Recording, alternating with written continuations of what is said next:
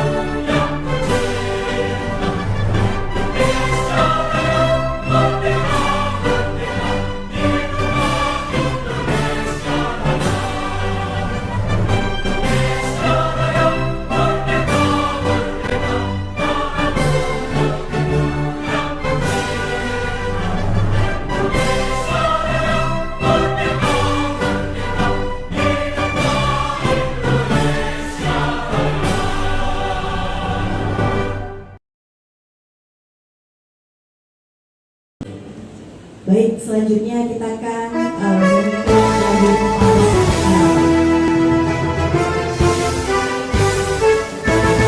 Yayasan Pendidikan Harapan membentuk, mengembleng dan membina pemuda-pemudi Indonesia, prajurit agama nusa dan bangsa.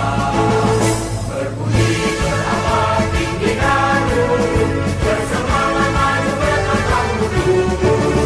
Semoga tetap jaga dan berjasa untuk tanah air Indonesia. Hiduplah Yayasan Pendidikan Harapan, kekal abadi selama-lamanya. Hiduplah Yayasan Pendidikan Harapan, kekal abadi selama-lamanya.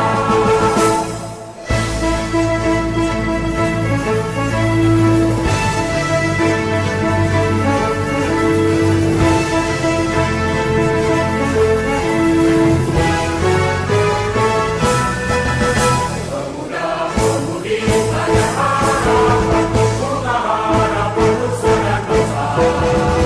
Atur barisan relakan jiwamu, berjuang dan membela agamamu. Ingat sumpah kamu, ingat korban yang lalu, teruskan juang mereka yang suci. Kibarkan janjimu, tetapkan imanmu, kepercayaan agama yang murni. Hiduplah Yayasan Pendidikan Harapan, kekal abadi selama-lamanya. Hiduplah Yayasan Pendidikan Harapan, kekal abadi selama-lamanya.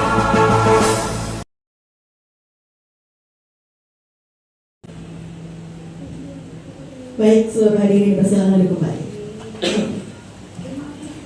Selanjutnya untuk mengharapkan keberkahan dari Tuhan Yang Maha Kuasa dan Allah Subhanahu wa Ta'ala, kita akan membaca doa terlebih dahulu yang akan dipimpin oleh rekan kita Vendra Kitong Udi, mahasiswa dari Fakultas Hukum Universitas Harapan. Silakan kepada Vendra.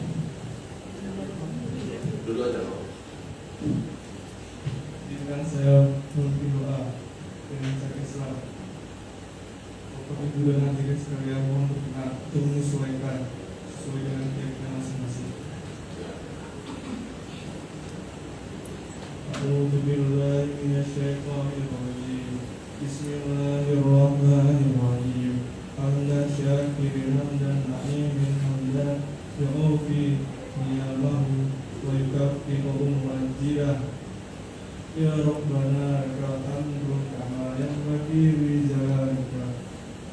wajhikal karimi wa ajim sultanik.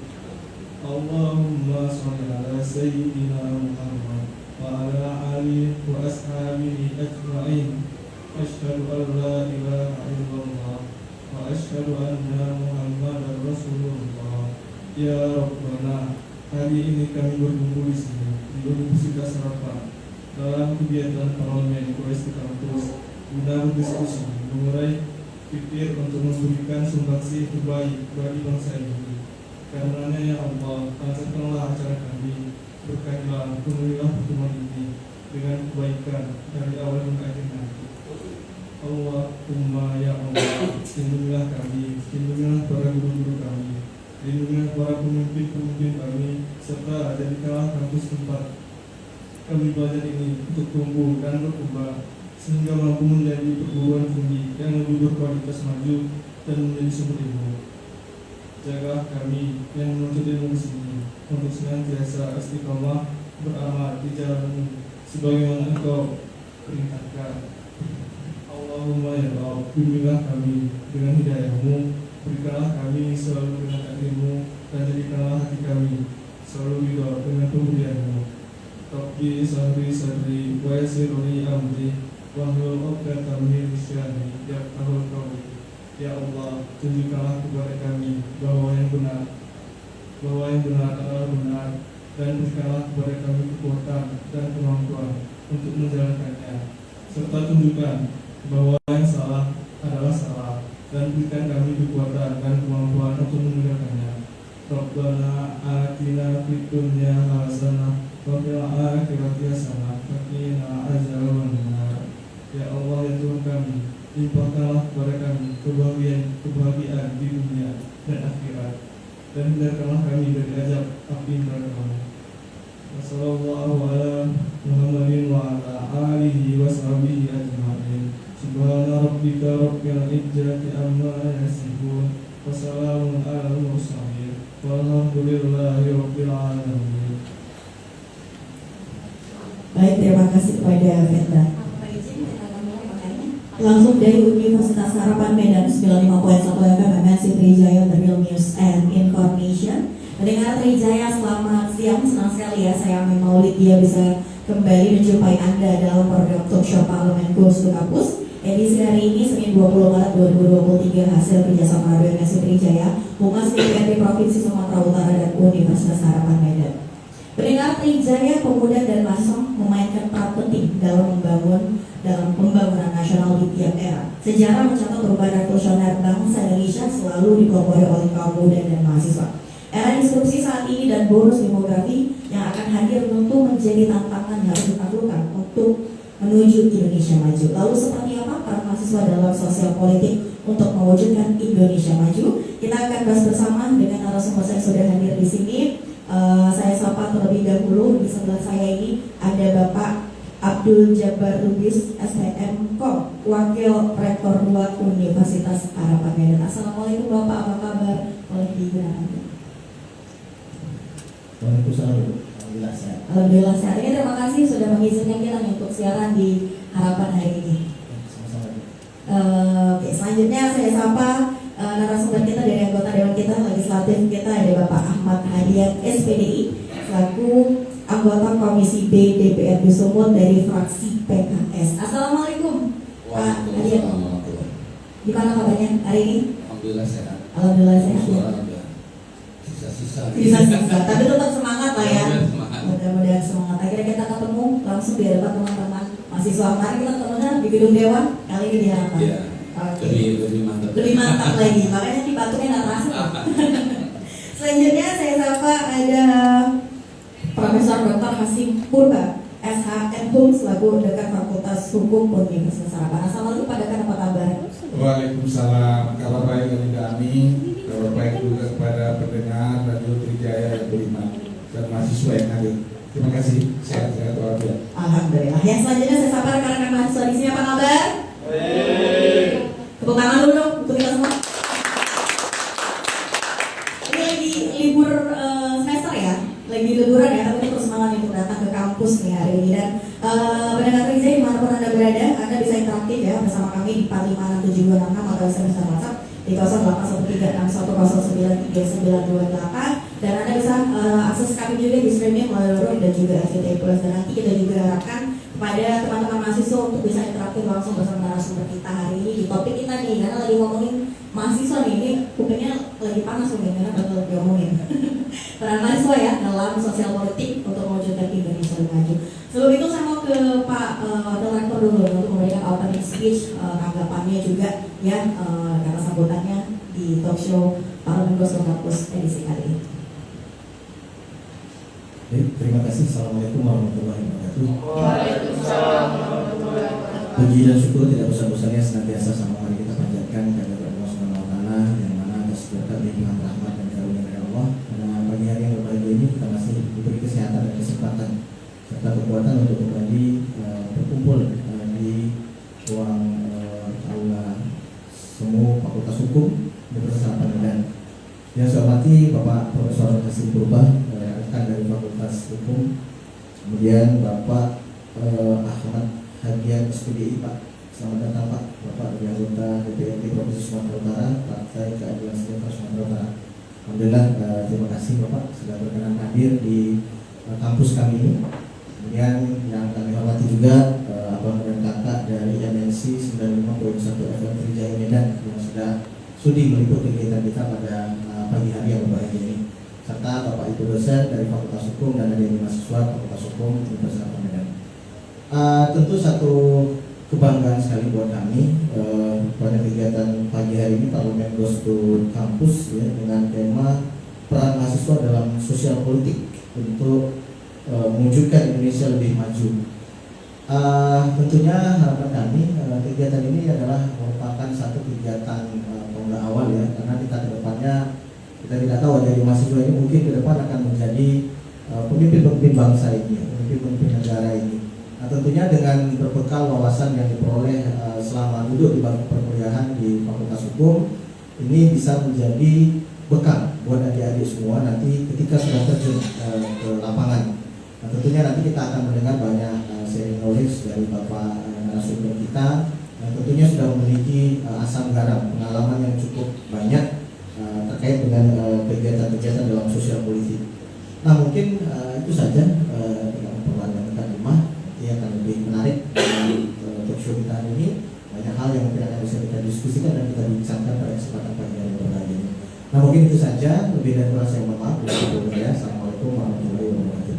Waalaikumsalam warahmatullahi wabarakatuh. Terima kasih Pak Abdul Jabbar Lubis ya, selaku Wakil Rektor Universitas Harapan. Langsung aja ini saya mau ke topik kita kali ini.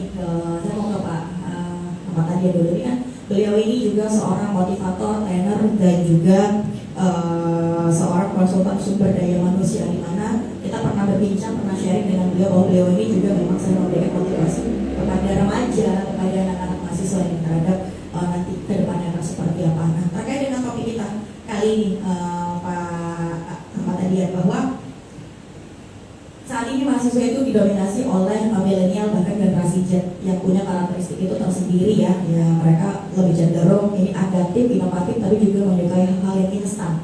Ini generasi yang unik ini ya, seperti itu. Seperti apa nih Pak Dewan sendiri melihat, geliat ataupun peran aktif dari mahasiswa ataupun pemuda sekarang ini untuk berperan dalam sosial politik di masyarakat? Baik, terima kasih Mbak Ani. Terima kasih Pak Wakil Rektor, kemudian Prof. Hasim. Senang saya bisa satu panggung ini di Universitas Harapan yang mudah-mudahan memberikan harapan besar bagi bangsa ini ke depan. Dari sini akan lahir para pemimpin-pemimpin bangsa yang akan merubah bangsa ini menjadi lebih baik ke depan. Amin. Kita menarik tadi Mbak Abi sampaikan bahwa sekarang generasi muda kita ini generasi yang adaptif, kemudian inovatif, tapi suka dengan hal-hal yang instan. Tapi mudah-mudahan ini mohon sedikit diperhatikan, tidak menjadi generasi strawberry. Ada pakar kepribadian mengatakan yang generasi strawberry. Seperti strawberry dia ranum gitu ya, cantik, manis, tapi rapuh. Kenapa bisa begini? Karena memang anak-anak mahasiswa hari ini itu berada pada posisi yang nyaman sebenarnya, ya kan? Kondisi yang nyaman, kondisi yang serba ada dan serba mudah. Beda dengan kita dulu waktu mahasiswa, barangkali kondisinya cukup sulit untuk jadi mahasiswa saja, itu kita harus mengalahkan banyak orang ya. Nah, sehingga jumlah mahasiswa pada masa kami itu tidak sebanyak masa sekarang. Nah, ini berpengaruh saya lihat kami kepada peran serta mahasiswa sendiri di dalam kehidupan sosial politik. Kalau masa kami jadi mahasiswa, karena langka barangkali ya, jumlah mahasiswa itu di kampung-kampung nggak banyak. Nah, ketika dia pulang ke kampung, ketika KKN dan sebagainya, itu betul-betul diberdayakan betul sama masyarakat. Karena kita menjadi barang langka ya Pak ya. Jadi kita mesti tahu ini, tahu itu, bisa ini, bisa itu. Karena nggak ada. Jadi kalau sudah mahasiswa katanya, wah itu dianggap orang udah hebat gitu, bisa segala sesuatu. Sehingga kadang-kadang masyarakat itu nanya ke kita, datang ke kita tentang masalah yang sebenarnya lebih paham mereka daripada kita gitu. Tapi karena sebagai kita insan intelektual ya pandai-pandai kita lah jawabnya bagaimana. Tapi justru dengan kondisi seperti itu, karena ada istilah the power of kepepet ya. Nah, kita kepepet nih harus jawab apa? Ya nalar kita main gitu. Akhirnya kita tahu semua jadinya kan. Nah sekarang kondisi ini mungkin berbeda dengan anak-anak kita yang Anda hadapi hari ini. Jumlah mahasiswa begitu besar, begitu banyak, sehingga seolah keberadaan mahasiswa ini juga di mata masyarakat tidak terlalu signifikan. Ini juga jadi fenomena tersendiri. Nah, oleh karena itu saya melihat mahasiswa sekarang harus lebih memiliki inisiatif. Itu intinya. Bukan hanya adaptif ya, bukan hanya inovatif. Tapi kalau kita tidak punya inisiatif yang tinggi, mohon maaf keberadaan Anda juga tidak begitu dilirik oleh dunia ini. Nah, jadi kuncinya itu menurut saya inisiasi yang lebih tinggi dari mahasiswa itu sendiri, keinginan, tekad untuk tampil, untuk muncul sebanyak mungkin, ini penting. Dan ini akan menjadi batu loncatan pertama untuk kemajuan kalian masa depan. Saya pikir. Oke, baik. Saya mau ke Pak Dekan ini. Ini kata Pak Dewan tadi bahwa kalau dulu mahasiswa itu langka, barang langka ya. Jadi benar-benar itu fungsinya benar-benar harus diperas nih. Jadi benar-benar harus dirasakan manfaatnya oleh masyarakat. Tapi sekarang terjadi pergeseran di mana karena masyarakat karena mahasiswa begitu banyak jumlahnya sekarang udah mendapatkan akses pendidikan dan hidup juga serba mudah gitu ya. Tadi ada pergeseran fungsi lah barangkali seperti itu. Seperti apa nih Pak Dekan Milana? Kalau kan setiap hari juga bergelut dengan mahasiswa nih. Baik, makasih ya Pak Direktur juga, Pak Jabar, dan Pak Adian, anggota DPRD Provinsi Sumatera Utara, adik-adik mahasiswa dan pendengar semua. Bicara tentang mahasiswa di kami ya, pada zamannya semua punya ciri khas tersendiri. Sejarah itu hampir setiap negara, termasuk bangsa Indonesia, itu peran mahasiswa itu ada, ya, peran mahasiswa. Kemerdekaan yang kita raih tahun 1945 itu tidak terlepas dari jasa para mahasiswa, ya, jasa mahasiswa Bung Karno, Bung Hatta, Yamin dan seterusnya itu tercatat sebagai orang-orang yang berjuang mahasiswa itu, ya. Demikian juga perkembangan bangsa ini, ya, tahun 1945, tahun 1966, 65, ya, itu juga peran mahasiswa. Ada angkatan 66, terakhir ada angkatan 98, ya kan, reformasi mahasiswa. Jadi tidak bisa dipisahkan peran mahasiswa dalam sejarah perjalanan kehidupan bangsa ini.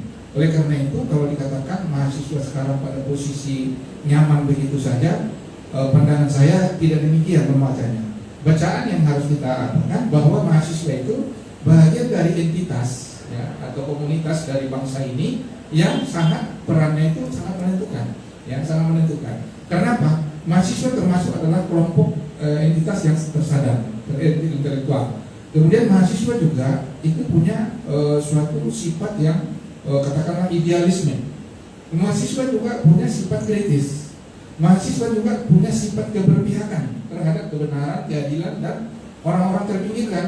Nah, ini ciri-ciri mahasiswa ya.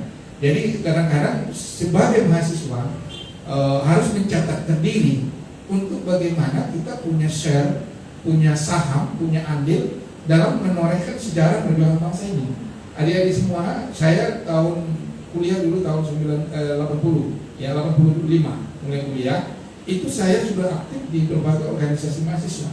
Ya, dulu zaman Orde Baru itu kita di Lahar itu sangat ketat sekali ya. Nah, saya kebetulan dulu di HMI, awalnya pembina saya dulu. Saya berdemonstrasi atau mengkritisi pemerintah itu sudah biasa dari dulu. Nah, oleh karena itu jangan dianggap kehadiran mahasiswa sebagai sebagai penghambat kekuasaan pemerintah ataupun sebagai oposan, tidak. Tapi dia menjadi sekaligus stimulus, kemudian korektif, kemudian juga pelurus, ya. Karena mahasiswa ini pasti orangnya masih idealis ya, walaupun kadang-kadang mohon maaf ini setelah pasca mahasiswa jadi menjabat di masyarakat, di pemerintahan ada juga yang luntur ya. Mudah-mudahan Pak Adian ini dari segi usia masih di bawah saya, rupanya ini masih bisa menjaga idealismenya ya. Tapi kita harapkan demikian ya. Jadi itu saya berpesan kepada mahasiswa, janganlah menjadi apatis ya. Walaupun sekarang ini generasi Z namanya ya, generasi milenial udah lewat lagi ya. Udah lewat ya. Generasi Z sekarang dengan gadgetnya itu, tapi kepekaan terhadap bangsa ini, kepekaan terhadap masyarakat, kepekaan terhadap masa depan Anda sendiri, ini harus menjadi bangunan Anda. Ya, kampus tidak menawarkan ini semua. Tidak menawarkan ini semua. Anda harus dapat itu di luar. Ya, di luar, di aktivis dengan masyarakat, berbaur dengan kehidupan nyata di masyarakat. Kampus Pak Jabar merdeka ya, merdeka belajar. Sebenarnya merdeka belajar ini saya bisa tafsirkan, ini juga memberi ruang sebenarnya kepada adik-adik mahasiswa untuk berikhtiar, beraktivitas bagaimana dalam kehidupan nyata, sehingga tidak terkungkungi selama ini mahasiswa ini kan hanya baca buku, textbook, teori, menara gading lah istilahnya. Tidak lagi, sudah diberikan. Tadi Pak Adian sudah makan. Dulu ada kuliah kerja nyata dan seterusnya. Sekarang pun masih ada. Tapi merdeka belajar ini memberikan nuansa yang lebih luas lagi untuk berinovasi dan berkreativitas bagi adik-adik mahasiswa dimanapun di Indonesia. Saya pikir itu. Tapi kita kalau kita tarik sebenarnya adalah karena tantangan yang berbeda di setiap era. Tentu saja ini menjadi triggernya. Apa yang sebenarnya memang Pak Dekan juga lihat di teman-teman mahasiswa ini menjadi tantangan terbesar saat ini? Iya, tantangan sekarang kompleks sekali. Ya. Perkembangan globalisasi, perkembangan IT, perkembangan tuntutan kebutuhan masyarakat, baik global maupun nasional, ini sangat menjadi suatu tantangan yang kalau tidak dijadikan suatu peluang ini menjadi bencana bagi kita. Ya, adik-adik mahasiswa sekarang tidak bisa berdiam diri lagi, tidak bisa berdiam diri hanya mau mencari nanti tamat ada ijazah melamar kerja di suatu korporasi atau apa. Tidak bisa seperti itu lagi, harus berinovasi. Ya, bila nanti kita bisa menjadi suatu entrepreneurship yang menciptakan lapangan kerja, menciptakan segala peluang-peluang ini yang ada. Kita nggak bisa mengharapkan dari pemerintah sekarang. Saya terus terang saja saya katakan, dukungan pemerintah terhadap dunia pendidikan. Saya kemarin rapat di Bogor ya, saya berkeras-keras. Saya bilang sama mantan Menteri Pendidikan kita Pak Nasir, Pak Nasir, ini negara ingin menghilangkan tanggung jawabnya dari konstitusi pasal 32 ayat 2 bahwa negara berkewajiban membiayai pendidikan. Sekarang mau dikurangi, mau dihilangkan malah itu ya. Oleh karena itu saya katakan ini peluang bagi mahasiswa untuk berinovasi. Ya, zaman dulu tantangannya berbeda. Zaman dulu zaman Bung Karno kan penjajah. Dan ini belum lahir mereka sudah ada yang ditahan, dibuang dan segala macam. Zaman berikutnya kita berhadapan dengan kekuasaan yang lebih tantangan ekonomi. Sekarang berhadapan dengan macam-macam kekuasaan juga ya, yang kurang care dengan pembangunan masyarakat, juga ada pertentangan ekonomi, terpaan globalisasi yang kalau kita tidak kalah ini. Penjajahan sekarang adalah penjajahan yang apa? Bidang ekonomi, penjajahan bidang budaya, infiltrasi budaya sekarang, dominasi ekonomi, termasuk penjajahan politik. Nah, ini kisahnya, ceritanya ini saya lihat di tema ini politik. Ya. Nah, politik itu penting bagi mahasiswa. Anda kalau tidak berpolitik, tidak juga mengikuti perkembangan politik, Anda akan ketinggalan, akan tergilas. Apapun kebijakan yang diambil pemerintah di negara ini, bahkan di kota Medan, di Sumatera Utara ini, itu ada kaitannya dengan politik. Apalagi ini adik-adik belajar hukum. Hukum itu produk politik. Hukum itu produk budaya. Hukum itu produk pembangunan. Jadi dia itu dilahirkan dari situ. Oleh karena itu, karena dia produk politik, jangan dilepaskan. Kawallah agar aturan hukum, baik undang-undang dan seterusnya sampai kepada peraturan di daerah, itu dikawal oleh mahasiswa. Saya pikir ini peran mahasiswa sangat strategis, zamannya berbeda dan tantangannya berbeda. Oke, baik, saya kembali ke Pak Adian ini menanggapi apa yang disampaikan oleh Pak Dekan tadi. Kita juga tadi bahwa mengharapkan pemerintah saja ini tidak cukup karena butuh inisiatif ya daripada teman-teman mahasiswa sendiri. Nah, ini kan setiap mahasiswa barangkali punya pemikiran masing-masing, apalagi zaman sekarang disrupsi digital yang luar biasa, punya kecenderungan yang berbeda-beda. Tapi ini kan bagaimana kita punya satu pemikiran untuk membangun Indonesia lebih maju, dan tentu pemerintah juga harus punya suatu program yang bisa menyatukan. Ini seperti apa yang harus dilakukan, dan tentu program itu juga harus bisa dipahami oleh teman-teman mahasiswa sendiri. Baik, makasih. Tantangan kita semakin besar dan kompleks. Jadi disampaikan oleh Pak Dekan bahwa saya katakan tadi mahasiswa harus punya inisiatif, itu yang penting. Nah, jadi adik-adik mahasiswa sekarang harus bisa melihat di ceruk mana kita bisa masuk, di celah mana kita bisa masuk. Intinya kita berinisiatif saja. Nah, ada pantun buat anak-anak muda di saya selalu sampaikan ya kan. Pantunnya begini. Panglima besar menunggang kuda, bulunya hitam, surainya lebat. Salah satu dosa besar bagi anak muda adalah ketika dia diam tidak berbuat. Ini dosa besar. Kalau mahasiswa hanya kuliah lalu mencapai sarjana, terus dia mau ngapain gitu. Ya, tapi kita harus lihat di ceruk mana kita bisa masuk, di celah mana kita bisa berkreasi dan berpartisipasi dalam pembangunan ini. Tidak semuanya harus jadi politisi tentunya, tidak semuanya harus jadi entrepreneur tentunya, kan seperti itu ya. Di ceruk mana kita bisa masuk, itu yang terpenting dulu yang pertama. Nah, oleh karena itu barangkali tahap yang kedua adalah harus ada kesadaran terhadap potensi diri dari mahasiswa itu sendiri. Mohon maaf, saya kan praktisi kepribadian. Nah, ada satu lembaga psikologi namanya Gallup berpusat di Singapura, tapi melakukan aktivitas di Indonesia. Tahun 2019 itu ada penelitian yang mengatakan bahwa 87% sarjana Indonesia itu salah jurusan. Ini menggelitik sekali. Berarti kalau ada 100 orang sarjana, itu 13 orang aja yang benar gitu. Dia kuliah ke jurusan yang sesuai dengan bakatnya, yang diminatinya, spesialisasi yang diinginkannya. Nah, jangan-jangan yang hadir di sini semua ini nggak cocok juga berada di fakultas hukum misalnya begitu kan. Nah, oleh karena itu tentu kita mesti sadar bakat dulu yang pertama, sehingga ketika kita sudah tahu di mana potensi kita, maka di situlah kita masuk. Nah, kemudian yang kedua yang lebih fokus lagi, kalau tadi disampaikan bahwa tema kita ini sekarang sosial politik ya, memang peran mahasiswa Indonesia di bidang sosial politik ini saya lihat mesti digenjot, mesti ditingkatkan ya. Ada survei juga kalau tidak salah ya dari lembaga mana gitu, ya Research Center, itu keterlibatan mahasiswa Indonesia di dunia politik praktis itu sangat rendah ya, cuma 1,1%. Nah, kenapa? Karena generasi sekarang barangkali memang tumbuh pada generasi yang situasi politiknya seperti ini, tidak seperti masa kami dulu. Kalau mahasiswa itu harus bergerak arah sana ke kekuasaan, kepada kepemimpinan. Tetapi bagaimanapun, saya ingin sampaikan bahwa Anda berada di fakultas apapun, pada disiplin ilmu apapun, Anda itu akan jadi seorang pemimpin masa depan. Kalau kita bicara tentang kosakata pemimpin, berarti kita larinya kepada urusan politik. Ini tidak bisa dipungkiri, ya kan? Apalagi kita dalam urusan memimpin negara yang besar. Atau mohon maaf, saya memakai sedikit terminasi Islam ya.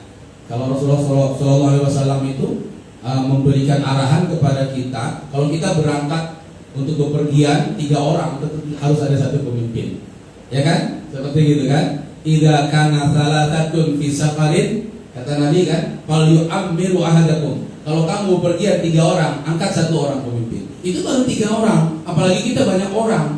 Nah, semua mahasiswa ini mesti menyadari hal ini, bahwa siapapun Anda, apapun disiplin ilmu Anda, suatu hari Anda akan jadi pemimpin.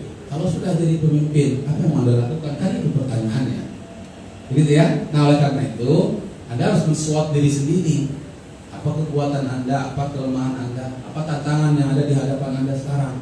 Kemudian apa yang menjadi hambatan untuk bisa maju itu. Kalau Anda sudah bisa men-SWOT diri sendiri, Anda bisa menentukan peta kemana saya harus masuk. Jadi celah mana saya bisa berpartisipasi di dalam penyediaan aset kepemimpinan masa depan.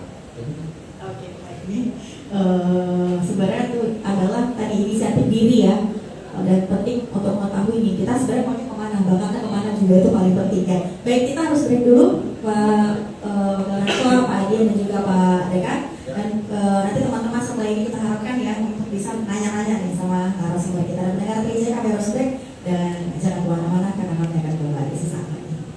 Masih dari Universitas Harapan Medan 95.1 FM MNC Trijaya Real News and Information. Pendengar Trijaya, kita lanjutkan kembali ya talk show Parlemen Goes to Campus dengan topik kita hari ini peran mahasiswa dalam sosial politik untuk mewujudkan Indonesia maju. Masih bersama dengan narasumber saya ada Bapak Ahmad Adian SPDI, anggota Komisi B dari fraksi PKS DPRD Sumatera Utara, juga Bapak Profesor Dr. Hasim Purba SH MHum selaku Dekan Fakultas Hukum Universitas Harapan. Dan Anda kami undang interaktif di 457266 atau SMS dan WhatsApp di 081361393928. Saatnya kita bertanya nih kepada teman-teman mahasiswa, siapa yang mau bertanya kepada narasumber kita hari ini. Mungkin boleh tunjuk tangan, nanti kita akan kasih mic. Oke. Sebutkan nama ya, dan juga jurusan sama stambuknya nih, biar dengar juga di radio. Assalamualaikum warahmatullahi wabarakatuh. Waalaikumsalam warahmatullahi wabarakatuh. Perkenalkan, nama saya Ali Pratama. Saya dari mahasiswa Fakultas Hukum Universitas Harapan, Stambuk 2023. Sebenarnya saya juga pengen nggak bertanya doang, Pak, kayak menyampaikan aspirasi sebagai masyarakat, terkhusus sebagai mahasiswa juga. Karena Bapak juga tadi menyinggung soal sebagai mahasiswa harus ikut andil dalam peran sebagai masyarakat di lingkungan sekitar. Jadi sebenarnya gini Pak, kalau misalnya kita melakukan demonstrasi ke gedung DPRD ataupun ke gedung-gedung pemerintahan yang lain lah, yang terkhusus untuk kita sebagai mahasiswa, tujuannya memang untuk yang ekspresiasikan apa pendapat kita gitu Pak. Tapi kenapa di saat kita melakukan demonstrasi ada statement yang mengatakan bahwasannya demonstrasi itu bersifat arogansi. Ada statement yang mengatakan bahwasannya mahasiswa itu melakukan demonstrasi tidak tahu apa yang bakalan didemonstrasiin. Tapi pada dasarnya kita sebagai mahasiswa juga nggak bodoh-bodoh banget gitu Pak, nggak tolol lah gitu ibaratnya kan. Karena kita sebagai mahasiswa juga pasti cari tahu dulu nih apa sih sumber permasalahannya, apa sih yang harus kami demonstrasiin. Karena kan nanti ke sana juga nggak malu gitu, supaya nggak malu. Jadi kenapa di saat kami melakukan demonstrasi, tanggapan dari wakil rakyat atau dari pemerintah, instansi pemerintah lainnya itu tidak ada gitu, atau nggak sesuai dengan ekspektasi kami. Karena menurut kami, ya kami sebagai mahasiswa, ya juga masyarakat, juga pengen suaranya didengar. Tapi begitu kami melakukan sedikit saja sifat arogansi, langsung dicap bahwasanya kami itu tidak baik, kami itu tidak benar. Tapi kan tujuan kami melakukan aksi arogansi supaya kami memancing anggota dewan supaya ada timbal balik sama kami gitu, ibaratnya bereaksi sama kami. Karena kalau kami tidak melakukan hal seperti itu, tidak ada reaksi dari wakil rakyat tersebut. Tapi begitu kami melakukan tindakan seperti itu, ya itu ujung-ujungannya ditembak pakai airsoft gun, yang tembakan pemadam kebakaran, dibubarin apa segala macam. Ya menurut kami itu nggak etis Pak. Menurut kami itu nggak etis. Karena kami menyampaikan aspirasi kami. Ya toh salahnya apa salahnya sih didengar atau ya setidak-tidaknya walaupun nggak ditanggapin lah Pak. Setidaknya cuma didengar aja, walaupun dalam hati wakil rakyat ini bodo amat lah, mau mampus lah situ. Ibaratnya seperti itu Pak. Ya kan kita nggak tahu hati orang. Rambut boleh sama Pak, warna hitam, cuman kan hati nggak ada yang tahu. Jadi saya juga ingin bertanya nih Pak, di saat kami melakukan demonstrasi tersebut dan menyampaikan aspirasi masyarakat, apa tindakan wakil rakyat untuk kami ke depannya, atau solusi apa yang bakal diberikan wakil rakyat untuk kami supaya kami bisa lebih memahami, lebih mengerti apa sih solusi yang bakal diberikan dari masalah tersebut. Mungkin itu saja Pak dari saya, sekian, terima kasih. Baik, terima kasih dari rekan kita ya, Alwi Pratama tadi, tahun 2023. Silakan Pak Arya, tanggapannya.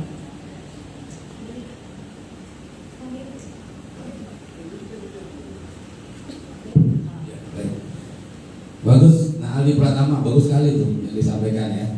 Semangat terus ya, saya apresiasi ini Mas. Ada dua hal. Yang pertama curahan hati tadi. Bahwa kalau demo kok malah dihadapi dengan barikade gitu ya, dihadapi dengan polisi, disemprot water cannon dan sebagainya. Ya ini begini, bahwa mahasiswa itu punya hak menyampaikan aspirasi itu betul. Ya, saya sebagai wakil rakyat justru mungkin satu dari sekian persen wakil rakyat yang senang menerima demo. Boleh dilihat, dicermati di media sosial saya. Ya, saya termasuk rajin menerima demo anak-anak mahasiswa di DPRD Sumatera Utara. Karena menurut saya yang juga dulu mantan aktivis ya, itu demo itu adalah wahana yang legal untuk kita menyampaikan aspirasi itu. Nah, jadi silakan saja komisi yang harus menerima demonstran. Jadi tidak bisa diterima gitu kan.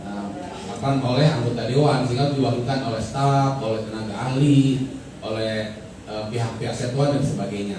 Nah, tetapi yang terpenting harus kita pahami adalah pertanyaan yang kedua tadi, ada pertanyaan apa kira-kira yang harus kami lakukan agar demo kami ini bisa diterima, bisa sesuai sasaran dan bisa memberikan manfaat untuk pembangunan sosial politik ke depan.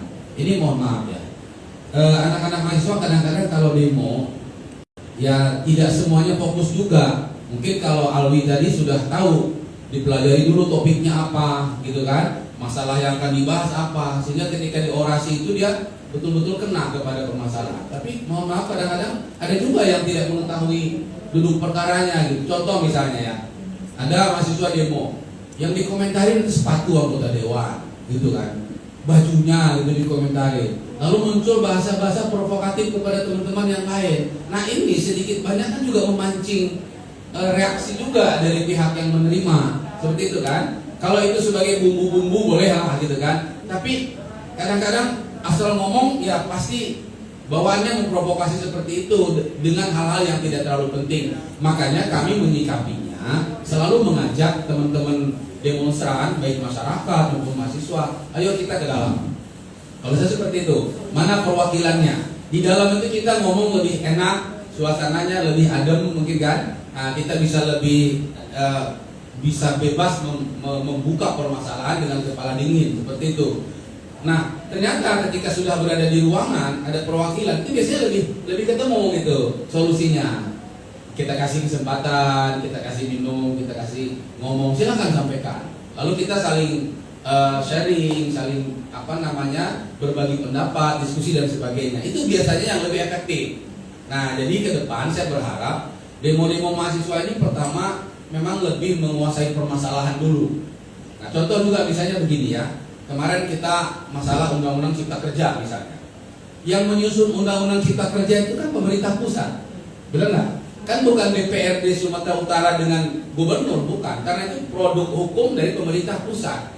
Nah, ketika anak-anak mahasiswa menyampaikan pendapat bahwa kami menolak Undang-Undang Cipta Kerja, kami tidak setuju dalam beberapa hal ini, itu bagus sekali gitu. Nah, ternyata kami juga sepakat. Kalau saya di fraksi PKS sepakat dengan dari mahasiswa bahwa kita juga jauh-jauh hari sudah menolak itu. Nah, tugas kami kan berarti kan tinggal menyalurkan aspirasi itu kepada tingkat pusat kan begitu kan. Nah, jadi dari mahasiswa ketika mengetahui bahwa peran DPRD Sumatera Utara hanya sebagai penyambung lidah, maka tentu harus menyikapi ini secara proporsionalitas. Nah, jangan pula ketika menyampaikan pendapat yang dihujat kita gitu. Ya kan, Dewan Sumatera Utara dihujat, tidak ada perhatian, begini. Lah, di mana tidak ada perhatiannya? Kan tupoksi kita menyerap aspirasi dari bawah, menyampaikannya ke atas. Lalu nanti kami tindak lanjuti dengan kunjungan kerja. Kami dengan kementerian-kementerian pusat itu berdiskusi tentang itu. Ini loh Pak, aspirasi dari Sumatera Utara. Ini salah, yang begini tolong jangan dilakukan. Ini harus diperbaiki. Kan ada ruangnya seperti itu. Nah, kadang-kadang mohon maaf ya, suka ada 1-2 oknum lah yang kebablasan seperti itu. Tapi bagus, apapun ceritanya bagus ya. Above all saya terima, bagus sekali mahasiswa seperti itu. Pokoknya yang saya katakan tadi ya, mahasiswa itu dosa besar kalau dia tidak berbuat. Yang penting kamu tuh berbuat saja. Kalau anak muda salah, dunia maafin pasti maafin. Tinggal minta maaf lalu cari cara mana yang lebih bagus gitu kan. Tapi kalau kami yang buat salah, dunia nggak akan maafin kita. Itu aja prinsipnya. Jadi stay cool aja ya. Terus demonstrasi, terus sampaikan aspirasi, insya Allah kami akan tampung seperti itu ya. Karena kalau salah kita bisa melakukan pembenaran, tapi kalau diem aja kita nggak tahu nih bahkan yang benar yang mana, yang salah yang mana. Oke, ada lagi yang mau tanya nih selain Alwi tadi? Oke, baik, silakan mikrofonnya nih kita sampaikan.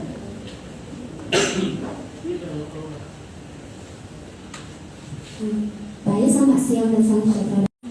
Ada 2 hal yang ingin saya tanyakan. Yang pertama itu, bagaimanakah kami sebagai mahasiswa bisa berperan aktif dalam berpolitik, tetapi tanpa harus masuk dalam politik praktis, karena kami mahasiswa terjaga independensinya.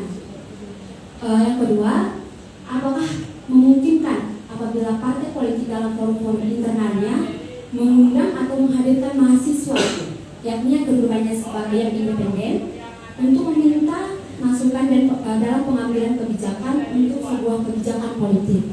Terima kasih. Oke, selanjutnya nanti kita gabung aja jawabnya. Silakan. Assalamualaikum warahmatullahi wabarakatuh.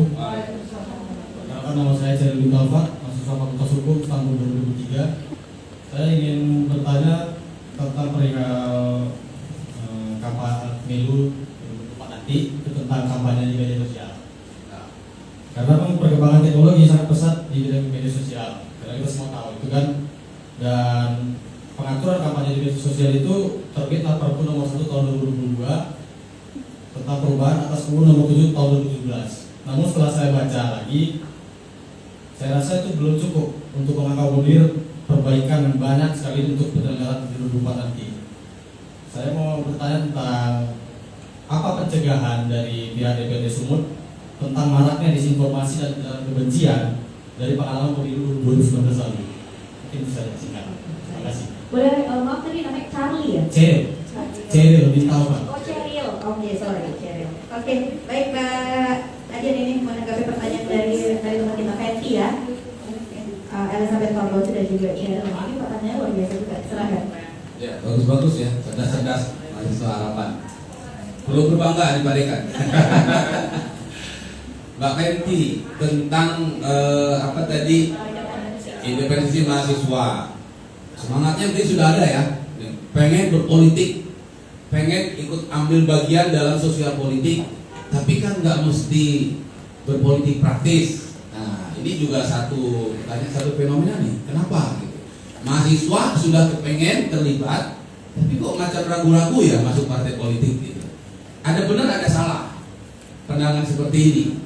Yang salah begini, yang harus kita cari maksudnya akar permasalahannya kenapa? Kenapa? Ini seolah-olah kan kalau saya menangkap ungkapan Mbak Fenty ini ada semacam yang harus kita curigai. Apa banyak nih yang berpikiran seperti ini mahasiswa, pengen terlibat tapi ogah masuk ke dalam partai-partai politik yang ada. Jangan-jangan banyak nih. Kalau ini banyak berarti ini fenomena yang kita pecahkan ini kok.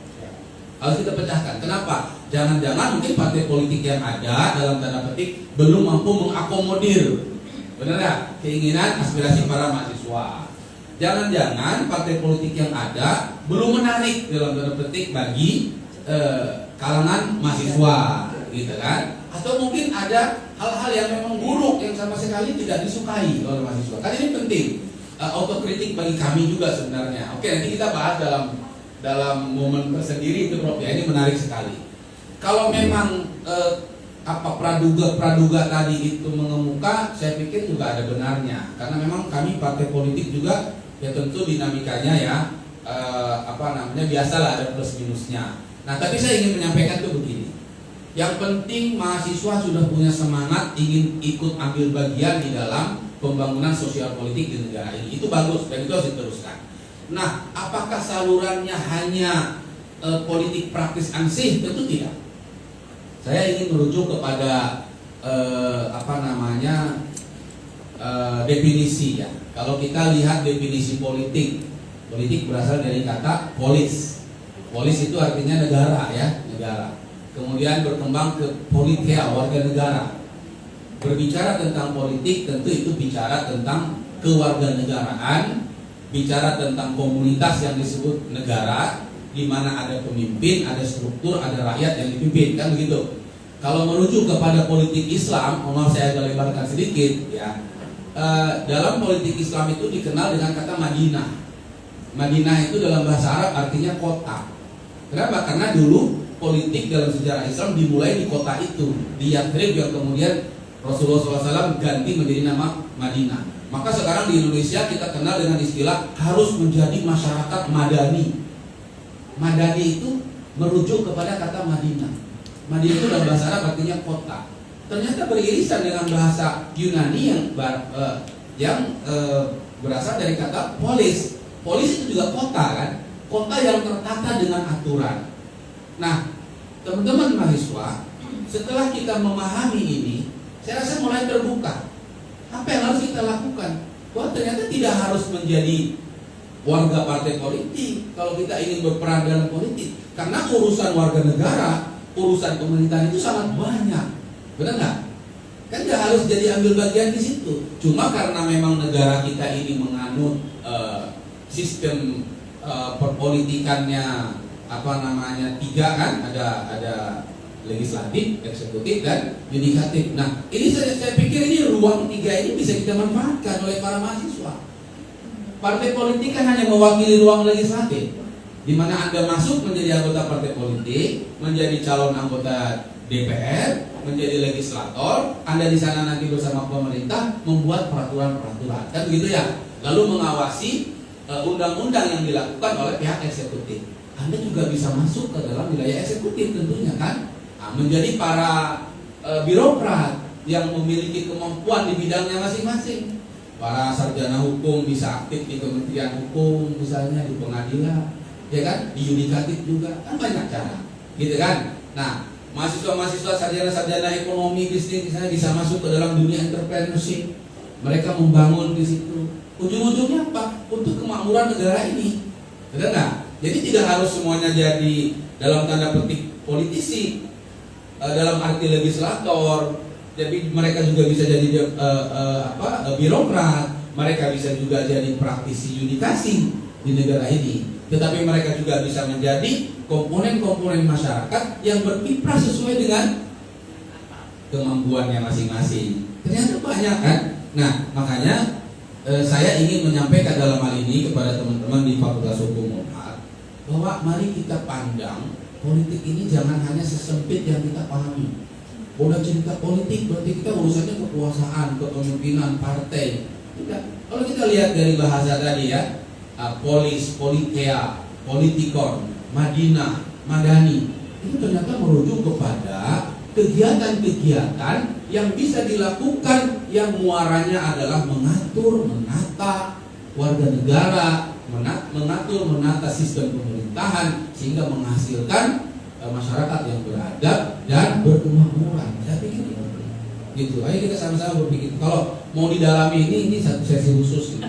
Harus berkali-kali SKS. Ya. Oke. Selanjutnya tadi pertanyaan dari Cheryl ya, mengenai tadi. Ini kita 2019 kan berkaca luar biasa ini pergulatan sosial media sampai ada jargon-jargon tersendiri akhirnya merujuk pada kalimat makian atau ejekan gitu ya. Ini seperti apa nih Pak Adian? Baik, kalau kampanye melalui media sosial itu sekarang sudah jadi kebutuhan bahkan ya.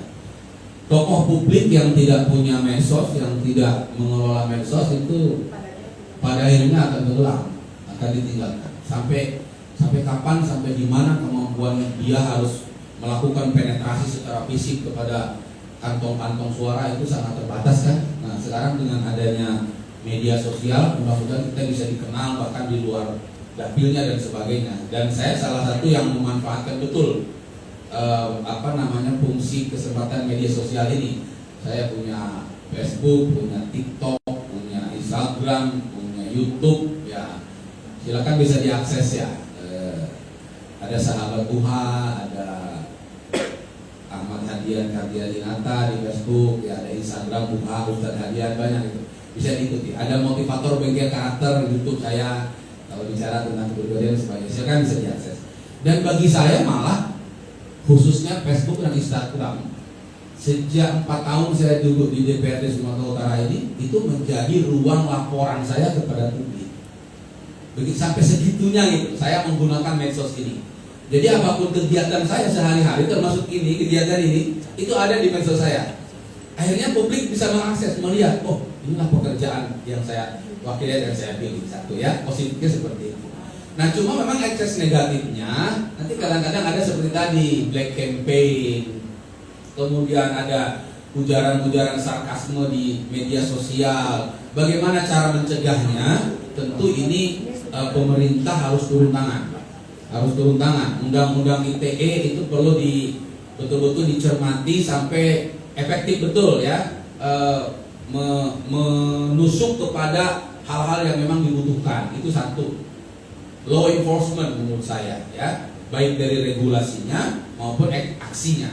Nah itu satu. Yang kedua, tentu ini juga perlu penyadaran terhadap masyarakat, pengguna gadget, pengguna media sosial. Ini perlu penyadaran. Barangkali departemen terkait ya di negara ini perlu memberikan dukungan penuh, baik anggaran, regulasi terhadap penyadaran masyarakat terhadap ini. Ini penting sekali kan. Nah, kalau sudah dibiarkan bebas juga salah juga sebenarnya. Kebablasan juga kan kalau dibiarkan. Terlalu represif juga kita tidak baik juga gitu kan. Jadi harus betul-betul cermat, dan itulah memang tugas dari para legislator untuk membahas itu. Nah, makanya sekarang peran mahasiswa di sini apa? Memberikan masukan-masukan. Tentu Anda sebagai mahasiswa hukum perlu mencermati juga tuh pasal per pasal, ya kan, undang-undang tersebut terkait dengan itu. Kira-kira di mana celahnya?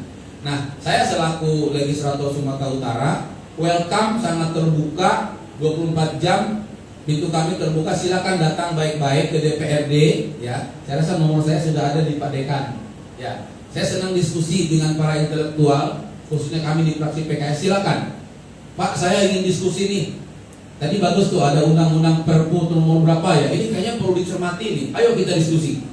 Yang makan siang kita di sana, ya kan? Nyantai aja. Jadi nggak usah teriak-teriak di luar gedung, misalnya gitu kan? Nggak usah pakai demo, ngundang motor kanon. Kita ngomong secara intelektualitas, sesama orang-orang insan terdidik. Ayo kita bicarakan. Ananda, yang mana yang kira-kira harus perbaiki? Ya kan? Kadang-kadang mahasiswa ini lebih fokus Mbak Ami, karena mereka kan membaca itu. Kalau kami kan banyak yang diurus. Nah, kami tinggal coba yang mana yang nggak bagus, yang mana yang harus kita perbaiki. Nanti kita ini baik, nanti kita tidak lanjuti. Kami bawa kemana? Nanti kelihatan tuh. Apakah dibawa ke Pemprov, apakah dibawa ke pemerintah pusat dan sebagainya. Saya yakin selalu ada solusi untuk masalah. Jadi gitu ya.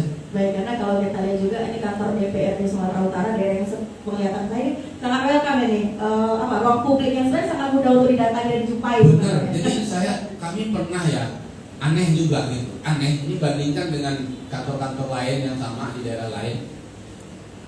Bahkan dengan DPRD sebelah ya, kan berdekatan dengan Kota Medan ya. Saya aja anggota DPRD Sumut masuk ke sebelah itu harus ngasih identitas gitu. Tapi kok ke DPRD Sumut bebas aja tuh semua orang masuk. Pernah nggak ditanya KTP? Nggak pernah. Awalnya kita komplain loh, kok bebas banget gitu masuk ke DPRD Sumut gitu. Tapi akhirnya kami bahas di situ. Ternyata ada juga kelebihannya gitu. Bahwa dengan bebas seperti itu, semua orang menganggap itu rumah kita. Masuk aja silakan.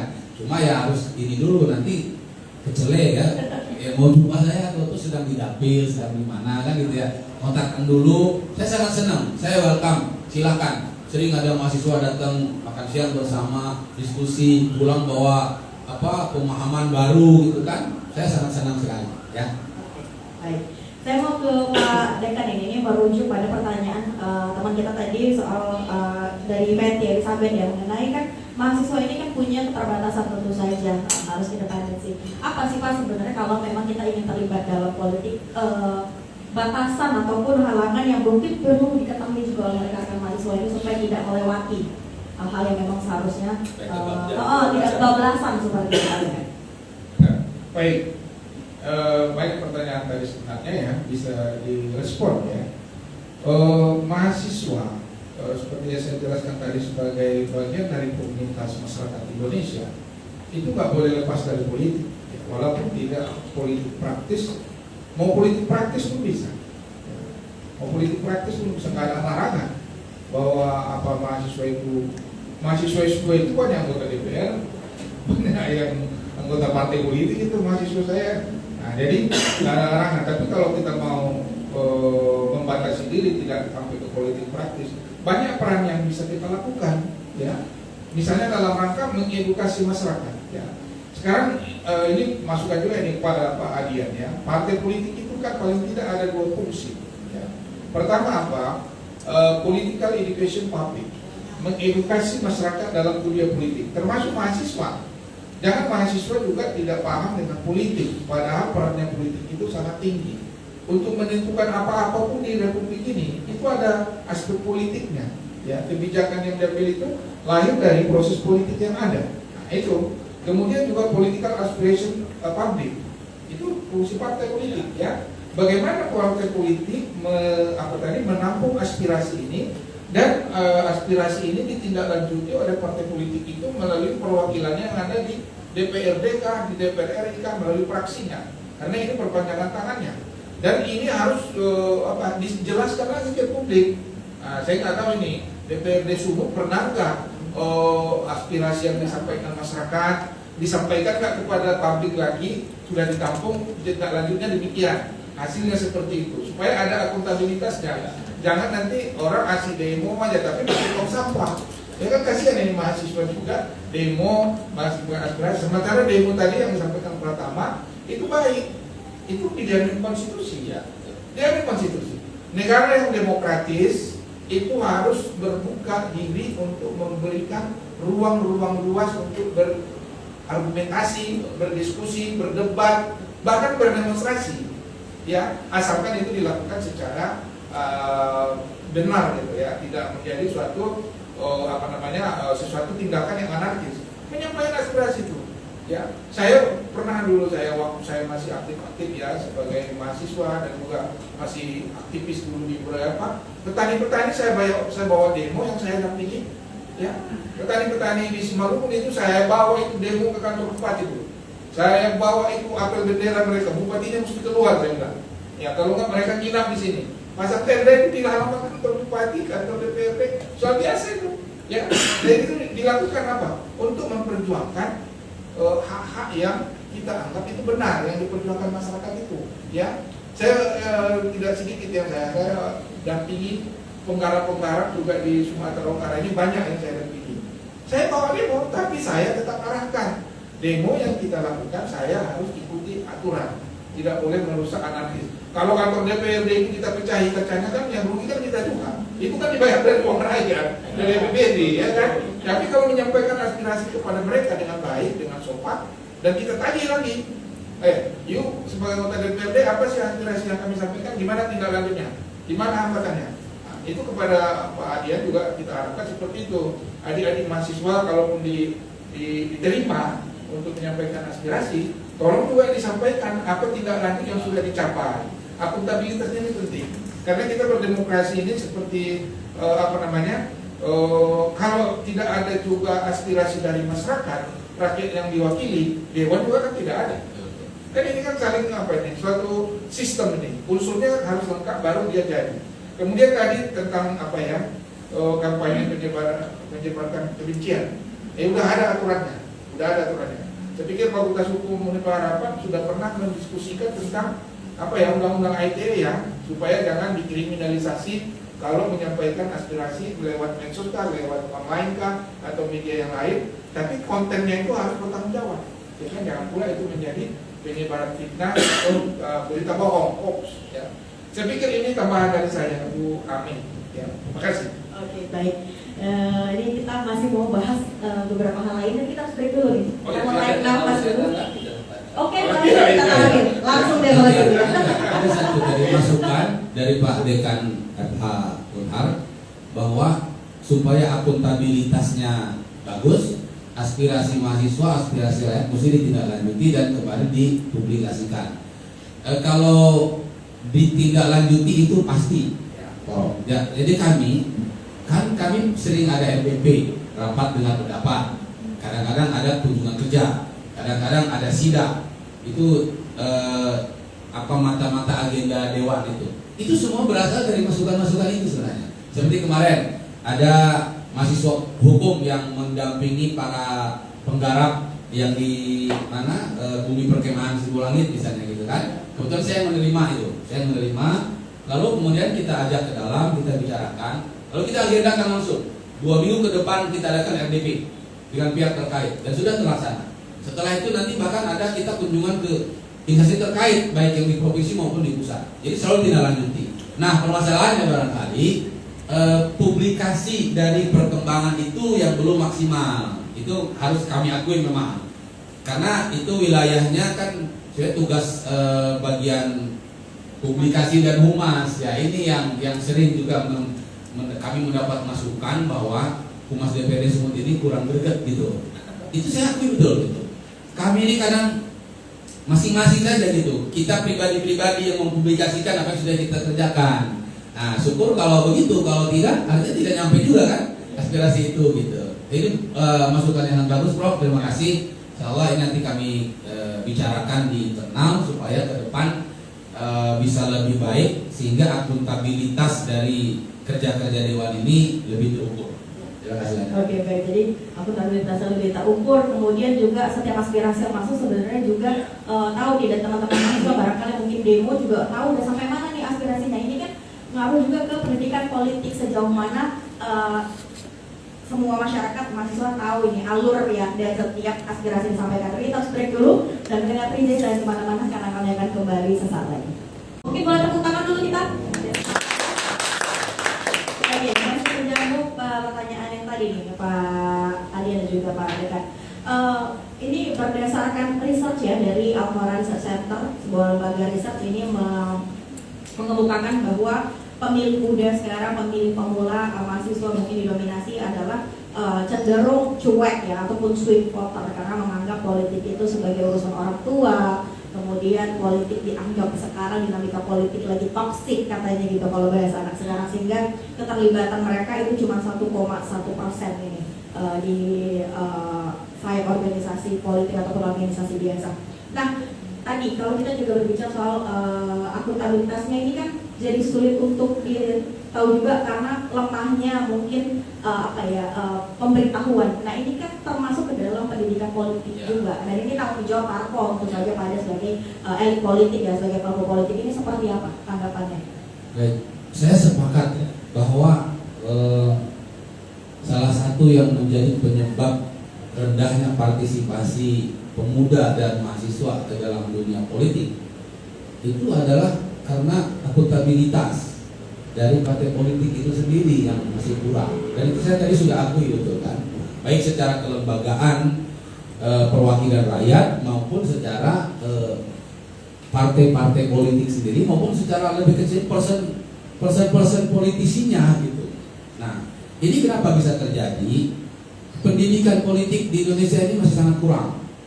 Ya, tidak sebelum semua lah. Saya pikir entitas politik yang ada ini betul-betul menjalankan tugasnya sebagai pemberi pelajaran politik kepada masyarakat Indonesia. Ini kenapa? Salah satunya adalah sistem perpolitikan Indonesia yang selalu berubah dan bahkan mohon maafnya agak sedikit blunder di belakangan ini akibat reformasi. Contoh misalnya, kalau boleh lah ini pendapat saya ya, pendapat saya pribadi ya.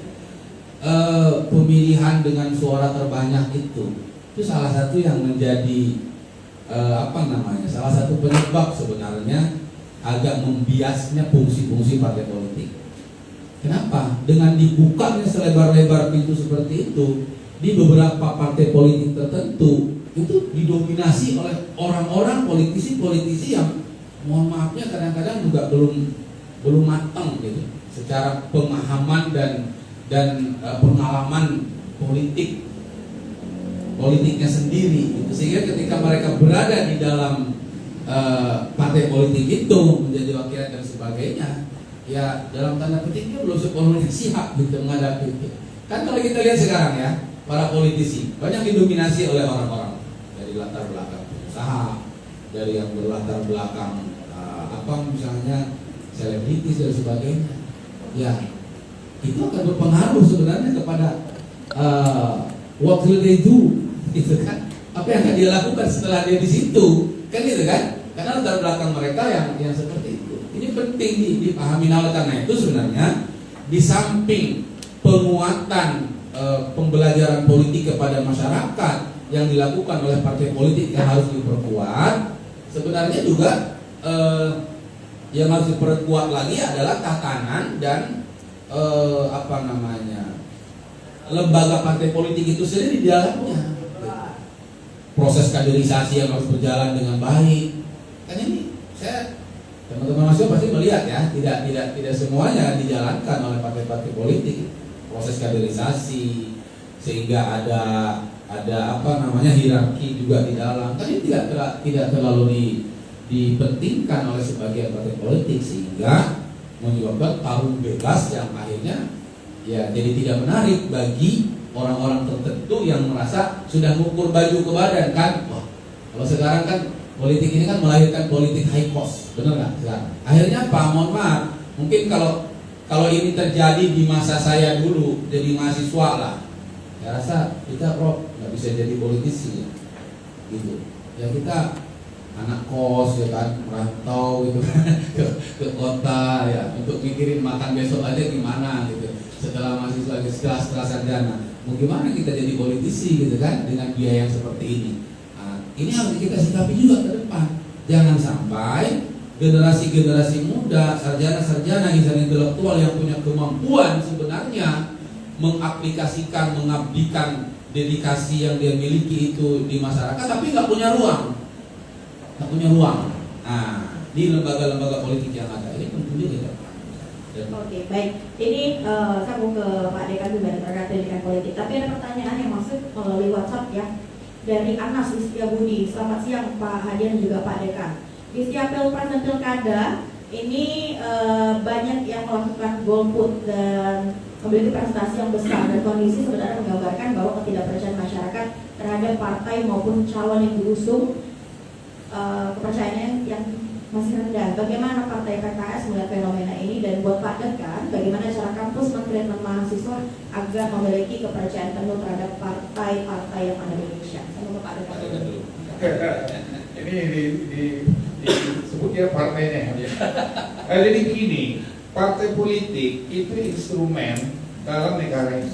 Ya, oleh karena itu kita tidak bisa lepaskan partai politik itu menjadi hanya milik dari elit partainya, tapi harus ada kontrol sosial dari masyarakat, termasuk dari kampus. Tadi di situ mahasiswa harus berani juga mengontrol ini, ya. Karena apa? Memang demikianlah mekanisme di dalam negara kita. Partai politik itu mempunyai peranan yang penting menentukan kehidupan bangsa ini, ya. Saya sudah katakan, saya sebenarnya tadi sebelum acara ini di ruang rektor tadi saya bilang sama Pak Adian, maunya undang-undangnya itu kita robah itu, karena dominasi partai politik sangat tinggi di Indonesia sekarang. Jadi seolah-olah semuanya partai politik. Padahal ini mohon maaf ini, Pak Adian jangan tersinggung kalau saya kritik. Partai politik sekarang yang ada di Indonesia berapa ini semuanya bermasalah. Cerita demokrasi, partai politik ada, partai politik tidak demokrasi kok. Ada toke-tokenya itu. Ada tokenya, toke besarnya gitu kan, itu miliknya, iya kan? Gak tau lah partai Pak Hadian ini ya. Mohon maaf ini, saya udah mulai agak siang, agak keras sedikit ngomong. Ya, ada politikal oligarki. Sebenarnya Pak dia sudah punya jawabannya. Politikal oligarki, ya. Kaderisasi yang tidak jalan. Paling naik kan, partai politik tidak punya calon kepala daerah. Dia mencalonkan orang lain. Jadi makanya saya pernah dalam satu diskusi saya katakan partai politik sekarang di Indonesia kayak angkot dari Sambu dari Amplas dia Pinang Baris. Siapapun boleh supirnya. Yang penting do you have money, much money? Anda punya banyak uang? Bayar angkotnya. Saya daftar angkotnya 1 minggu boleh. Saya bisa jadi ketua partai kalau uang saya banyak. Nah, jadi high cost politik itu sangat tinggi di Indonesia sekarang, tuan-tuan. Ada mahasiswa, ya, apalagi dari WhatsApp ibu tadi. Kaderisasi tidak jalan. Padahal menurut teorinya ada 2 fungsi partai politik. Pada tingkat infrastruktur politik Partai politik harus mampu melahirkan kader-kader pemimpin itu yang di DPR, yang di eksekutif, yang di mana-mana. Di infrastruktur politik, di internal partainya, dia harus kaderisasi. Sekarang kan tidak. Kaderisasi itu hampir tidak dilaksanakan. Kalau saya dulu pernah di kader partai. Tahun 92 saya sudah salah satu anggota biro penggalangan partai, kader nasional saya. Tapi nasib saya hanya pilih jadi dosen. Iya, tahun 92 saya dulu caleg. Tapi saya mengundurkan diri karena saya berikhtiar. Waktu itu saya sholat istiqoroh jadi dosen saja.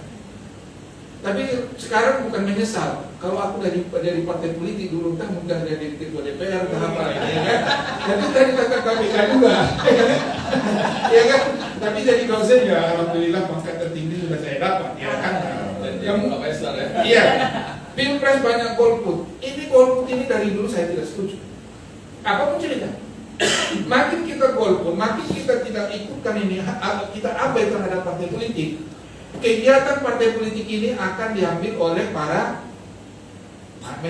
bandit politik nanti yang mulai.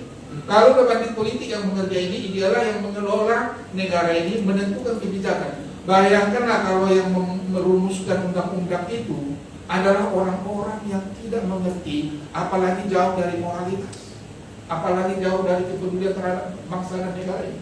Apa yang jadinya bangsa ini? Oleh karena itu ada di mahasiswa, kalian jangan sampai buta ataupun alergi atau apatis terhadap politik.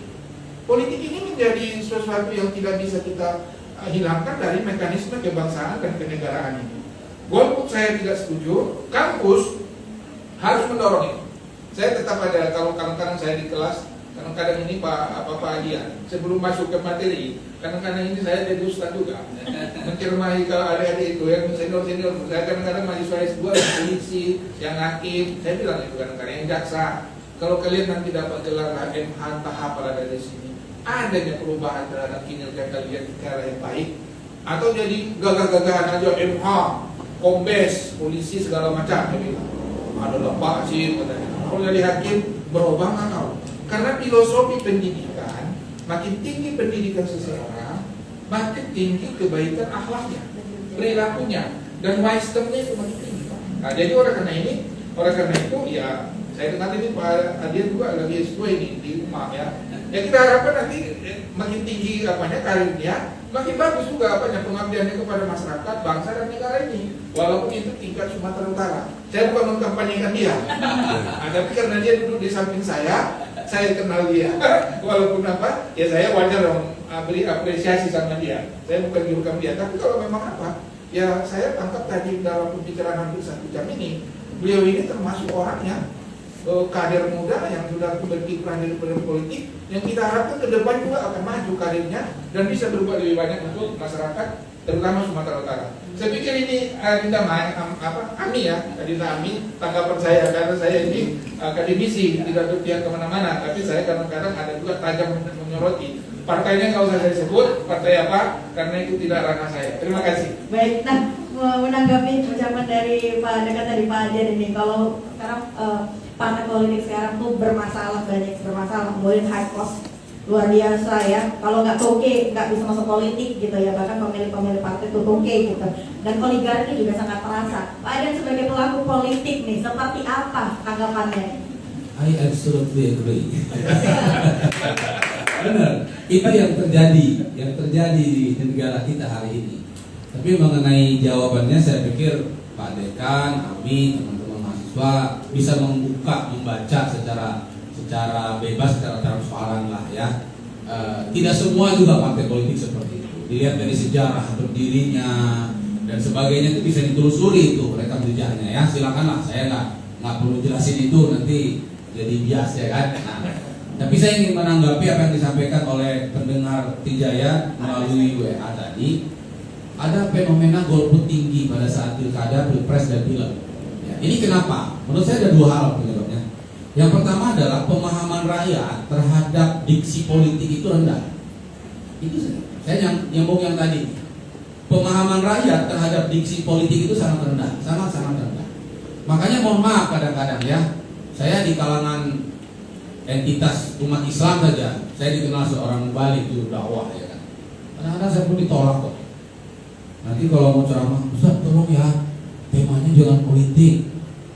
Ya, mau ngisi pengajian gitu, Ustaz ya tolong jangan politik. Karena saya dari politik begitu kan. Ya saya bingung kalau nggak politik apa yang mau saya omongin gitu. Benar nggak? Padahal agama itu sendiri saya rasa semuanya juga terkait dengan politik. Mohon maaf ya. Kalau saya boleh nih, tadi kan saya explore ya. Kita umat Islam yang percaya kepada Al-Quran, percaya kepada ajaran-ajaran ketuhanan kita. Abu Bakar Siddiq pernah mengatakan dalam sebuah pidatonya, "Lawadhu'an minni aqalu ba'ir lawajadtahu fi kitabillah." Kalau saya suatu hari kehilangan tali onta, saya akan dapatnya dalam Al-Quran. Ternyata kan itu konsep-konsep politik. Tali onta itu kan untuk mengendalikan onta. Artinya kepemimpinan juga akan didapatkan dari unsur-unsur keagamaan itu. Saya itu sampaikan tadi satu hadis. Kalau berangkat 3 orang harus dipilih satu pemimpin, baru 3 orang. Apalagi 200 juta manusia di Indonesia. Nah, tapi kan ini tidak dipahami oleh banyak rakyat. Sehingga buat apa sih milih pemimpin? Buat apa pilkada? Buat apa milih wakil rakyat? Kan gitu kan. Nah, itu permasalahannya. Dan yang jadi parah, rakyat ini memahami diksi politik sangat sempit. Yang saya katakan tadi, kalau sudah politik partai, kalau sudah partai yang macam disampaikan Pak Dekan tadi, akhirnya apa? Interest Anda generasi muda terhadap politik melempem terus, turun kan, nggak menarik gitu kan. Nah, saya ingin suatu hari, ya mudah-mudahan Unhar dan Trijaya bisa mengundang saya. Saya ingin diskusi tentang politik ini, ayo kita belah dalam-dalamnya, kita kupas. Apa sih sebenarnya politik ini isinya? Tadi bunga-bunganya bisa sampaikan. Pendekatan politik dari segi politik umum dalam bahasa Yunani, dalam bahasa Arab adalah Madinah, Madani dan berikutnya. Di situ aja saya pikir sudah mulai terbuka. Bahwa politik itu sangat luas, benar nggak? Sangat banyak bidang yang kita harus masuk dan harus kita garap. Dan ini memerlukan partisipasi kita semua, gitu. Nah bayangin kalau kita ngikutin pemahaman sempit. Kebanyakan orang politik itu haram, politik itu kotor, politik itu najis, politik bau darah. Wah, ini bandit-bandit politik yang akan menguasainya akhirnya. Kenapa? Orang-orang baik, orang-orang soleh, attract semua dari itu. Benar nggak? Ya, sampai kapan gitu kita akan seperti ini? Ini penting. Yang kedua, kenapa golput tinggi? Kenapa selera masyarakat untuk memilih pemimpin, memilih wakilnya rendah? Karena keteladanan politik di Indonesia juga rendah. Keteladanan politik di Indonesia rendah, baik secara institusi maupun secara personal, sangat rendah. Saya lihat seperti itu. Nah, Pak Dekan, mohon maaf, saya ini otokritik dan kami rasakan. Saya tidak segan dan tidak malu lah mengatakan ini karena ini bagian yang harus kita jadikan PR bersama. Sistem politik di Indonesia ini sementara masih hanya menciptakan banyak politisi, belum menciptakan banyak negarawan. Padahal idealnya yang kita ciptakan ini negarawan. Kalau merujuk kepada kata polisi tadi ya, kan negara kan, Madinah, kota yang teratur. Yang harus kita ciptakan dari sistem perpolitikan itu negarawan baru. Ya, bukan hanya politisi baru. Faktanya adalah tidak semua politisi dia bisa jadi negarawan. Tapi kalau sudah negarawan pasti dia politisi. Di PR ya, bagi anda mahasiswa PR nih, catat ucapan saya, renung-renungkan, nanti akan menjadi satu diskursus tersendiri kalau dijabarkan. Benar ya? Tidak semua politisi adalah negarawan, tapi semua negarawan insya Allah dia adalah seorang politisi. Apa? Kenapa? Karena keteladanan negarawan ini terkait dengan diksi keteladanan. Tapi kalau politisi itu politik secara umum bisa diraih oleh siapapun, apalagi sekarang sistemnya seperti ini. Asal you have much money, you can be a politician. Tapi kan belum tentu Anda bisa jadi negarawan. Negarawan itu apa? Bukan hanya memiliki nama besar, tetapi perlu hati yang besar, perlu ilmu yang besar, wawasan yang besar, wisdom yang besar. Sudah disampaikan Pak Dekan. Hati yang besar, toleransi yang besar, menghargai orang lain dengan baik dan sebagainya. Ini kan jarang dipahami dan dimiliki oleh para sosok politisi kita. Sehingga apa? Ketika seseorang jadi pemimpin, contoh misalnya dari mulai pusat sampai ke daerah, Kalau dia bukan negarawan, dia akan singkirkan semua program-program pendahulunya, mau baik mau enggak, nggak peduli. Kenapa? Aku sekarang memimpin, aku yang berkuasa, suka-suka aku lah. Bongkar pasang sistem kita.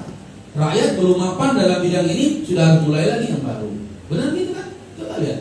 Tidak punya, seolah-olah tidak punya visi ke depan. Makanya saya dalam hal ini setuju juga tuh Pak Dekan. Jadi kita pro kepada zaman kita. GBHN itu ada lagi. Kalau zaman dulu kan lebih stabil ya karena ada GBHN. Nah, sekarang udah nggak ada GBHN lagi ya. Ini salah satu juga yang terkait dengan itu.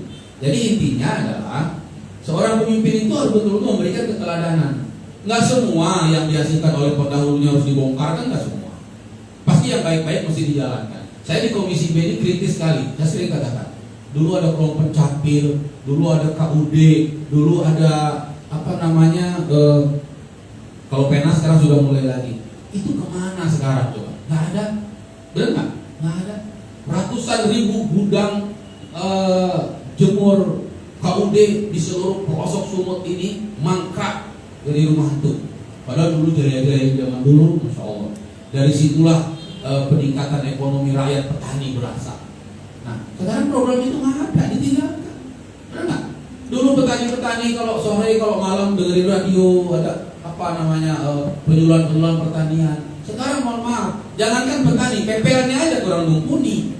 Saya sebagai anggota Komisi B pernah ngumpulin PPL muda, Rob. Di satu daerah saya harus sebut namanya. Saya kumpulin berapa puluh PPL muda. Mereka prihatin sekali, nggak bisa bedain bibit cabai sama bibit tomat. Itu, jadi gimana coba kan? Nah, jadi ini mahasiswa hukum, jangan sampai nanti ketika dikumpulin sama seseorang, gitu kan, sama orang yang berkompeten, ada gagal paham terhadap hukum, ya, gagal memahami hukum dengan baik. Maka tingkatkanlah pendidikan kita, jangan hanya pendidikan tapi juga praktik dan sebagainya. Saya pikir itu. Oke, baik. Ini banyak pertanyaan yang masuk melalui ini. Saya juga bilang tadi, kebanyakan orang ini kan bicara soal golput ya Pak. Tadi kalau misalnya bicara soal golput, saya juga pernah nangkap dari kata visual saya sendiri bahwa orang golput ini punya statement sendiri. Kehidupan aku sama aja, tetapi gini juga kehidupan aku tak berubah juga.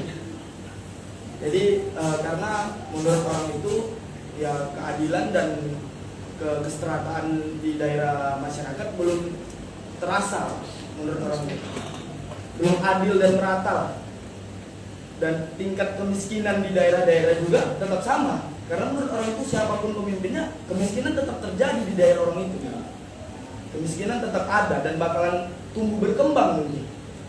Makanya statement orang itu ada benarnya juga menurut saya Pak. Siapapun pemimpinnya ya tetap gini-gini aja. Karena bisa kita lihat aja Pak dari pembangunan kota Medan yang lampu pocong ini gunanya untuk apa sih Pak?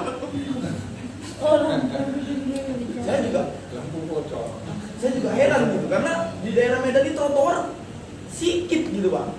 Dan gak ada gunanya sebenarnya. Dan warga Medan ini sangat malas sebenarnya. Bahkan dari rumah untuk ke warung aja perlu naik kereta, nggak mau jalan kaki. Dan daerah kampung pun nggak perlu ada trotoar sebenarnya. Dan gunanya trotoar untuk apa? Sebenarnya kan dana itu bisa dialokasikan untuk yang lebih bermanfaat. Entah kayak membantu rakyat miskin yang di pelosok-pelosok. Karena menurut saya di pelosok ini belum terjamah, belum terperhatikan. Banyak warga-warga miskin yang memang butuh nih sumbangsi dari pemerintah supaya bisa dilihat, dilirik segala macam lah. Dan mungkin dari keluarga saya ataupun dari orang-orang lain yang menengah ke bawah merasakan hal seperti itu Pak.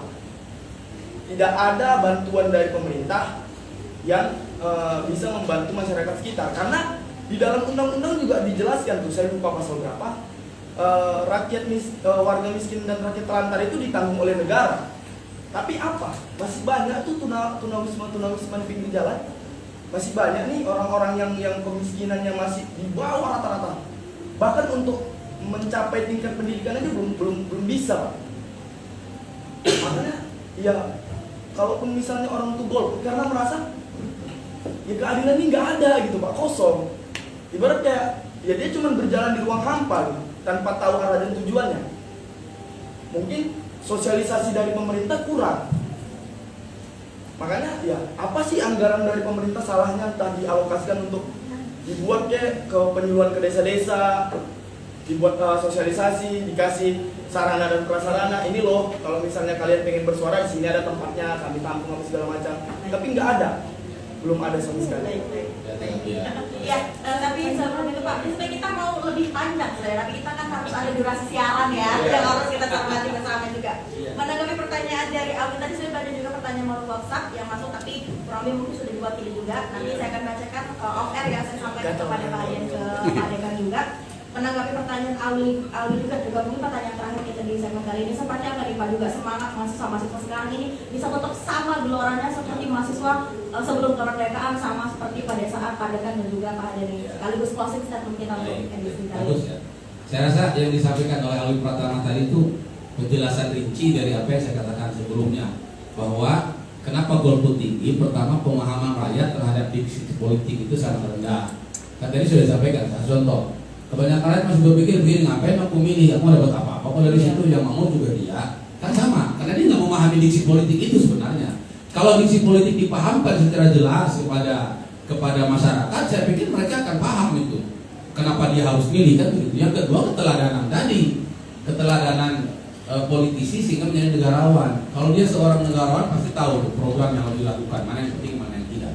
Cuma ada, saya balik bertanya aja kepada anak mahasiswa. Anda boleh golput, Anda boleh dengan dalih apapun, saya golput, saya nggak milih.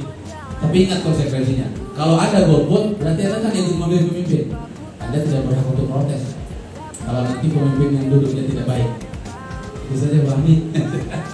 Baik, selanjutnya Pak Dekan untuk closing statement kita hari ini. Baik, kalau statement saya senang ini mahasiswanya termasuk kritis ya. Ya,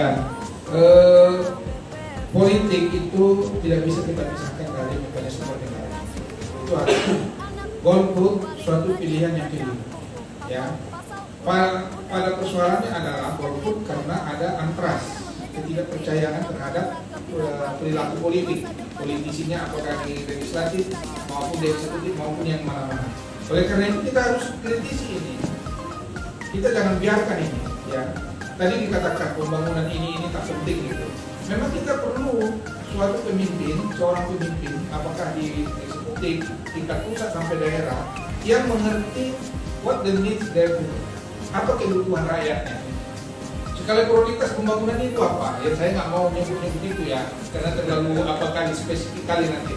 Membuat skala prioritas pembangunan itu, negara ini pun bingung itu.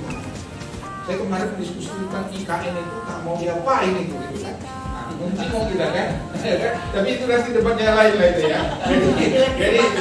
Jadi karena ini closing statement kepada adik mahasiswa Fakultas Hukum Universitas Harapan maupun pendengar yang melalui WhatsApp, saya terima kasih pertemuan ini. Saya kasih pantun saja ya penutupnya ya kan. Mudah-mudahan cakap atau tidak cakap, kalian bilang aja cakap. Beli durian Medan nikmat rasanya. Dihidangkan si anak darah jelita. Bila mahasiswa berjuang bersama, insya Allah negara maju dan jaya. Cakap. Assalamualaikum warahmatullahi wabarakatuh. Di sini kita adalah